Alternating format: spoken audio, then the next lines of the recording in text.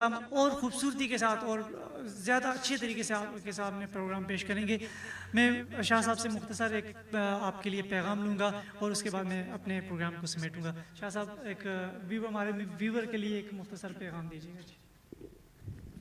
जी बिस्मिल्लाहिर्रहमानिर्रहीम। आज रमज़ानुल मुबारक में आखिरी पैगाम यही है कि आखिरी अशरा चल रहा है। जैसे कि सदका फ़ितर दिया जाता है, उसमें कोशिश कीजिए कि मुस्तहिकीन को दें। जो इस चीज़ के मुस्तहिक हैं उन्हें तलाश करें। बाज़ लोग अक्सर ये सवाल पूछते रहते हैं कि क्या हम अपने बहन भाइयों को, वालिदैन को सदका फ़ितर दे सकते हैं?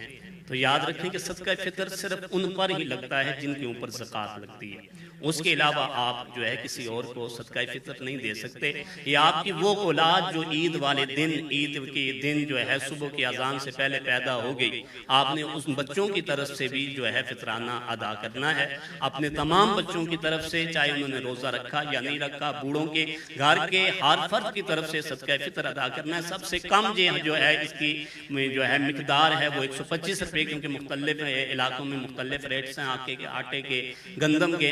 तो और जो है इसमें आप खजूर का दे सकते हैं, किशमिश का दे सकते हैं, लेकिन हम कोशिश करते हैं 125 ही दें। मांगने हो तो अल्लाह से कहते हैं या अल्लाह बहुत सा दे, लेकिन देखें हम अल्लाह के रास्ते में खर्च कितना करते हैं। रब ताला फरमाता है मासलुम का मासलिल्लज़ी हब्बतत अम्बतत सबअ सनाबिला फी कुल्लि सुंबुलतिन मिअतिन हब्बा। उन लोगों की मिसाल ऐसी है जो अल्लाह के रास्ते के अंदर खर्च करते हैं कि जो खर्च तो एक करते हैं, यानी कि हम जमीन के अंदर एक दाना लगाते हैं, अल्लाह उन्हें 100 दाने या 80 दाने यानी पूरी छली एक दाने से तैयार होती है। तो यही मिसाल उन लोगों की है जो अल्लाह के रास्ते के अंदर खर्चे हैं, खर्च करते हैं।